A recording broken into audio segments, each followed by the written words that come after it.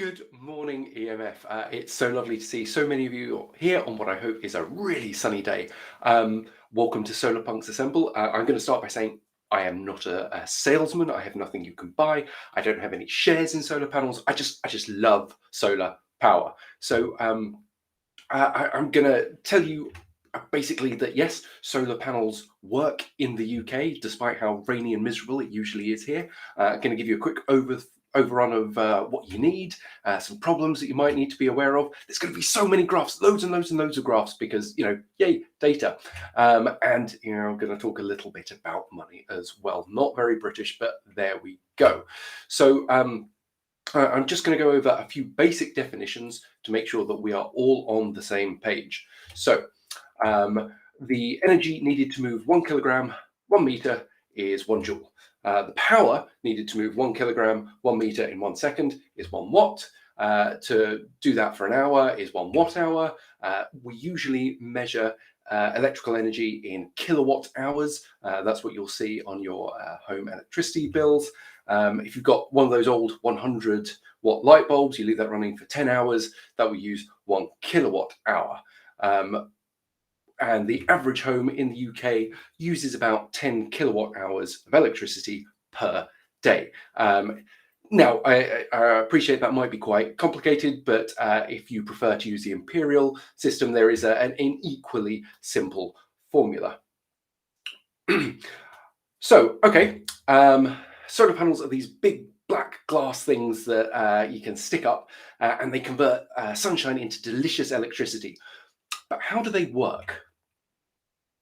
All right, no, okay, you probably want a more detailed explanation. Here it is. Look, I am not a physicist. It's something to do with photons and quantums and electrons. Look, right, here's what happens. Photons come from the sun and they hit the panels. That generates direct current, which goes through a wire into a big box called an inverter. The inverter converts that to alternating current, which is phase matched with your local grid. That alternating current is fed down into your consumer unit or fuse box, where it enters your sockets in your wall as AC. Your gadgets then convert it from AC to DC to power them. If you've got batteries, there's a further conversion to DC, and it's stored and then it comes back out as AC. So it's DC, AC, AC, DC, DC, AC. You get the picture, okay? So it's pretty easy to get started. If you have a roof, that's great, but you can use any space which has a clear view of the sky. You can hang solar panels off, balconies if you've got one in a flat. If you've got a large garden with a clear view of the sky, you can put them there. It's fantastic. If you've got trees, cut them down. Death to trees. No, sorry, environmentally friendly here.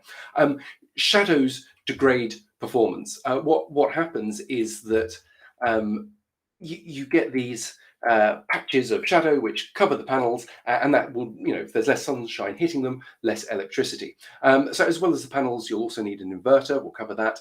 Space in your consumer unit or fuse board, you'll want another fuse in there. You also need a new generation meter just to record how much electricity you're generating.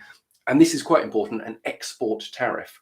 So power that you use is just used right there. So power comes from the panels into your plugs, goes into your gadgets, you use it immediately. But anything you can't use goes back out. It will go back into the grid, and you can get paid for that, which is fantastic. And sometimes you can get paid more for exporting than you do for importing. We'll come to that in a bit. There are some other things that you can get. Smart meters, you'll need that if you are exporting electricity. If you've got one of those old rotary meters, they will start spinning backwards, which is probably not allowed anymore. You will have your district network operator supplies electricity to you. That comes into your house. You possibly might need a new fuse, but it is, it's a 10-minute job. They come in, they pull out the old one, put in a new one. You might need some new wiring at home and new circuits, depends how old and crummy they are. And batteries are also an optional extra. Now, batteries are quite expensive, but one of the things you can do is divert electricity into a hot water tank. So you can get these things which measure how much electricity you're generating from your solar panels. If you're generating more than you're using, it will turn on an immersion heater and it will start heating up the water, ready for you to take a bath or a shower or something later. and those are reasonably cheap. But the downside is how much hot water do you need in summer when you're generating the most electricity? Okay, so what do panels actually look like? I mean, you've probably seen them on roofs, but this is how you get them. They're delivered in pallets. Now, these panels are, I think, 315 kilowatts each. That's how much each one can generate. And you can see they're sort of fairly large, but they're light. Each one of these only weighs about 19 kilograms, which is fantastic. This means that they are very easy to carry up to the top of your building, and they're light enough to be installed on top of roof tiles. Or you can get rid of the tiles on your roof. This is about half of the tiles we removed.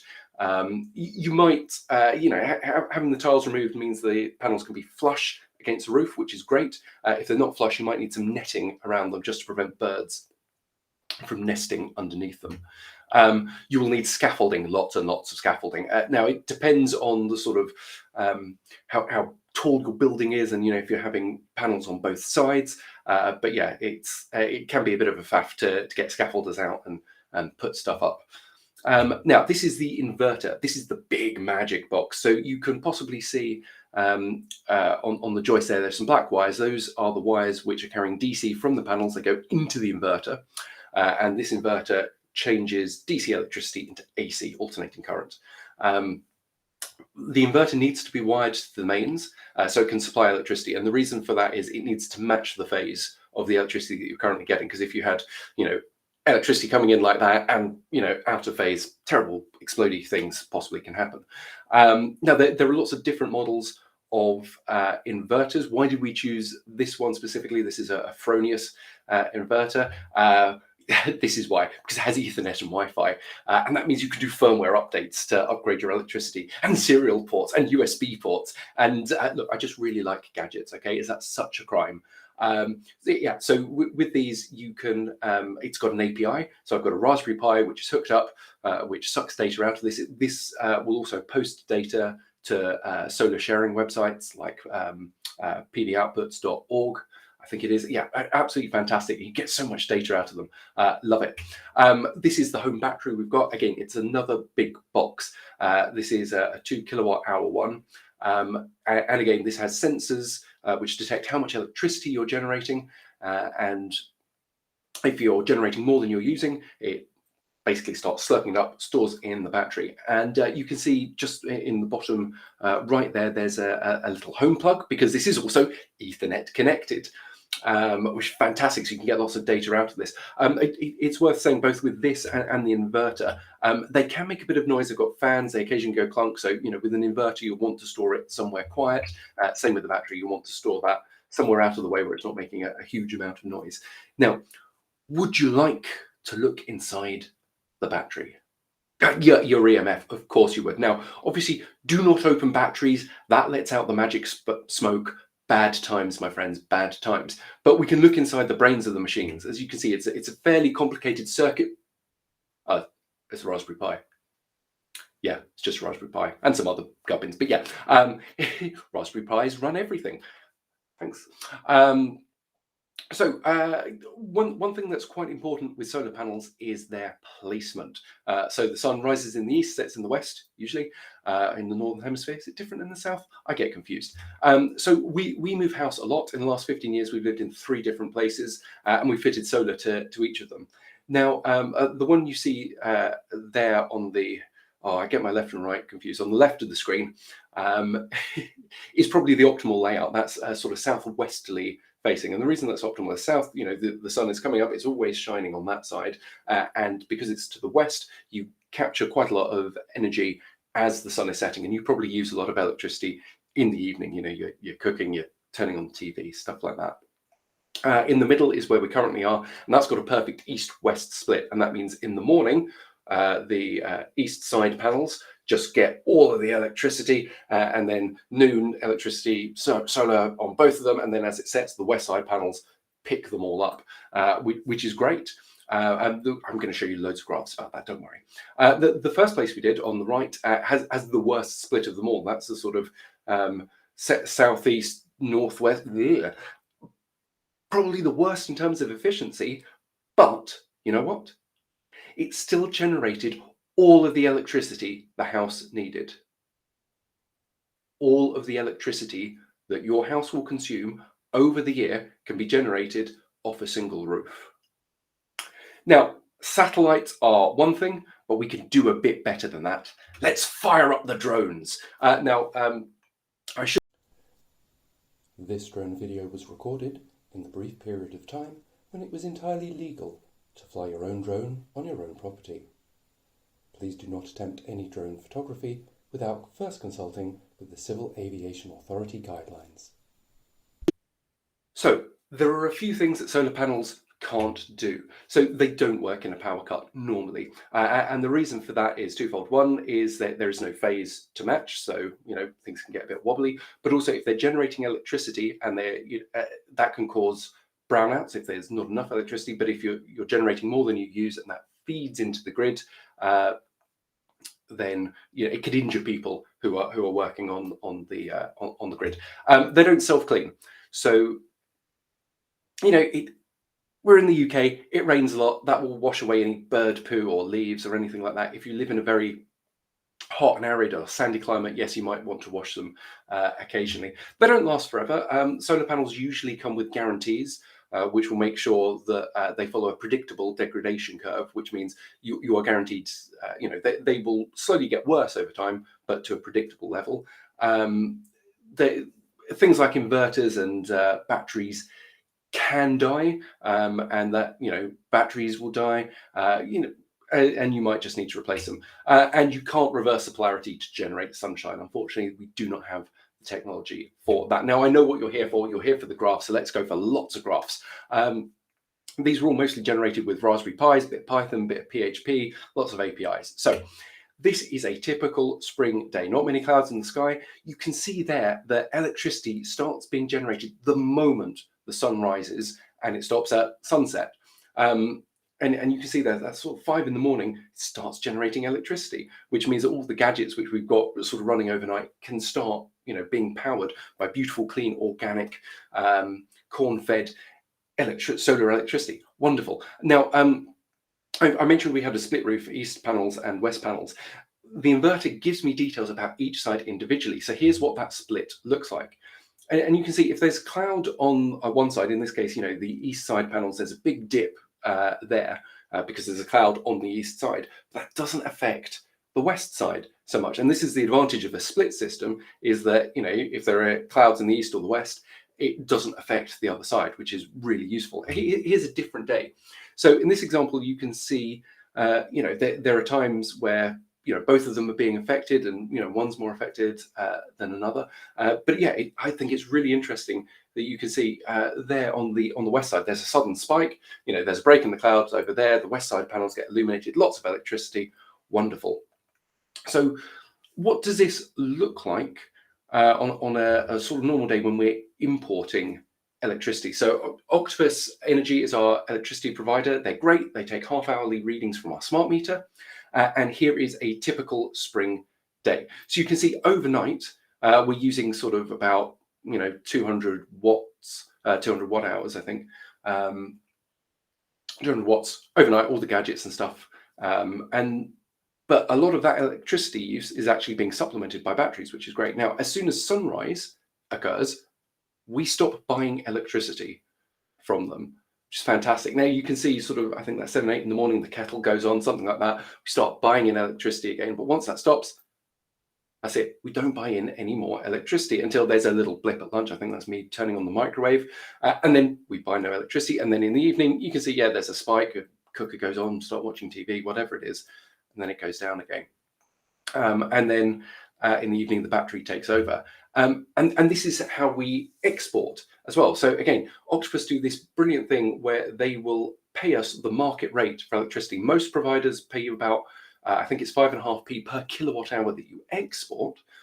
But with Octopus, the day before, they will see, and I think you can see here the pink line says this is how much we're going to pay you. And obviously, electricity is more expensive in the evening, so that's when they pay more. But you can see here, we are selling electricity at basically great times, and we can tell our battery the same thing, which is, store energy when it's cheap, send it back out when it's expensive. This is, the last week in power, and you can see how much we are generating and how much we are exporting as well. And it's fairly obvious there. There are some times where, during the middle of the day, we've got the tumble dryer on or the dishwasher and all of our gadgets, and we're both working from home, and we are still not paying for electricity because it's a beautiful spring day and solar supplements everything. And this is how much we generate every single month. Yay, more graphs. This is, I think, the last 14 months. And obviously you can see December is pretty pathetic. It's not, a great sunshiny day. But remember what I said right at the start. The average UK home uses about 10 kilowatt hours of electricity per day. That's about 30 times 10, 300, 3,000. Oh, maths. In 7 out of 12 months, we exceeded that. We generated more electricity in 7 out of 12 months than we used. If you take a look at the sort of variation in months, you can start to see that, some Junes are better than others, some Decembers are worse than others. There's natural variation, mostly based on weather and stuff like that. Now let's take a look at the yearly average. As you can see, the panels that we've got generate more than the 3.6 megawatt hours per year that the average home uses. We generate more electricity than we use per year. I'm just going to keep stressing this. We have a fairly normal roof, got solar panels on it. We are generating 100% of all of our electrical needs averaged across the year. Because this is the thing, is that, summer we generate a lot more, winter we don't generate enough. If we could store it all, that would be great, but batteries are expensive. So we are, our 2 kilowatt hour battery is modest. It works, but, so what we do is we sell the electricity in summer and then we buy it back in winter. Such is life. So I want to take a look at an interesting day in detail. This is sort of super big mega graph that I absolutely love. So I'll sort of break this down. The yellow line is the solar power that we're generating. So, during the evening, nothing, and then nice big graph, and then down into the evening. Okay, that's great. Red is the electricity that we're using. So you can see, during the day, during the evening, not a lot. Then, a bit of a spike in the morning, that's breakfast and stuff like that, spike at lunchtime, and then, woo, big electricity usage. What's that big electricity usage? That's us charging an electric car. Aha, that's interesting. So the blue line is the battery. So the battery, slowly discharging over the evening and then slowly charging up during the day. And then, the car starts charging and it sees, yep, okay, electricity is being used. I'll start discharging. Their car is finished being charged. Right, I'll start charging up again. Wonderful. And then green is what we buy. So during the evening, we are buying a little less than we are using because the battery is supplementing it. As soon as solar starts, you can see there is a gap between red, what we use, and green, what we buy. When we get to that big spike in the middle, that's the car charging, that is being that is being charged off three things. First is solar power is coming directly from the panels into our electrical circuits and then directly into the car. Then the battery is discharging its electricity into the circuits, into the car. And then finally, there's the green. That's what we're buying. And you can see there is a huge gap between what we are using and what we're buying. And that is the essence of solar power, as far as I'm concerned, is that you can say, I need to use electricity. I will buy some in from the grid, sure, but I don't need to buy in as much as I would otherwise. Now, not every day is that good.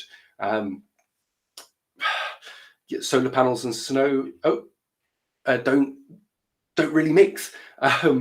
Bit sad. But once the snow melts, and snow does melt, still got a little. Solar panels work even if it is rainy, it's cloudy and foggy. If you can see by sunlight, the panels will work. Now, I mentioned I've got all these Raspberry Pis sort of slurping up all these data. I also publish it as open data. And bizarrely, this open data has been cited in several scientific papers, which is fantastic. I love it. Okay, let's talk about the elephant in the room. Let's talk about cost. So when people are improving their homes or their lives, as it says here, you get a new bathroom or kitchen, people don't say, well, what's the payback on that? This is an environmental issue. I think it is a good thing to make your home more energy efficient. But yeah, this does turn a bit into, whenever it's sunny out, I look out and go, free money from the sky, wonderful. So if you've got a time of day tariff which allows you to sell back at peak times, you can start making a significant amount of money. And you can see here again, Octopus are showing me exactly how much money I'm making per day or per week selling back to the grid. So let's do some quick maths. So the first is the cost of the equipment. Now, cost is really going to vary. It will depend on whatever subsidies are available, how complicated your house is, if there's a group buying scheme in your neighborhood, how many panels you'll need. So I'm going to put some very rough numbers, very rough, because it depends how big a system you want and everything else. But it's between £3,000 and £12,000. Big chunk of money, big chunk of money. But I think absolutely worth it. You can get that down if you're in a group scheme, or if you can find some good subsidies, but it is an investment. The installation is going to vary depending on how complicated it is. If you've got two sides, you need two lots of scaffolding. Again, that can get reasonably expensive, but that, go get several quotes. You should be able to find people who'll be able to do it for a reasonable price. Maintenance is fairly low. As I said, you might need to replace the batteries or the inverters occasionally. You will need electrical checkups and stuff like that. Probably don't need to bother cleaning the panels, but you can do if you want. Change of habits. This is an underrated one. Are you happy to put the washing machine on a timer so that it generally comes on at midday? Are you happy to wait until a cheap electricity time to cook your evening meal? Are you going to go, oh, you know what, I need to charge the battery, so I'm not going to watch TV at the moment? These are decisions that you have to make, but these do have a cost associated with them. And that change of habits, you don't have to change your lifestyle at all, frankly, but if you do, you generate more electricity and you can start selling that back. So this is the financial reward. You can sell electricity back to the grid. And as I said, at the moment, Octopus are letting me sell occasionally for more than it costs me to buy, which is fantastic. There is the offset. So, when the sun is shining, I am not buying energy. I'm not buying electricity from my electricity provider, which again, really, really useful, saves an awful lot of money. You improve your EPC as well. So if you're going to sell or rent out a property, you need an EPC. Solar panels increase that. Now, on the thing about selling to the grid and not using offset, very roughly, and this is just in the last year, we reckon that our panels have saved us about £800 per year. That's going to go up if the price of electricity goes up. It will go down if it goes down, but it does turn the payback into a lot shorter than you might be expecting. And finally, of course, you get moral smugness as well. You get to feel like a great big green eco hippie, and really, can you put a price on that? So that's what I want to say, is that solar panels are fantastic. I think they're great. You could do so many graphs and wonderful things, lots of data. Yes, you can make money, but the important thing is you're helping protect the environment, and you get to do cool, nerdy things with electricity. Thank you ever so much. Cheers, everyone.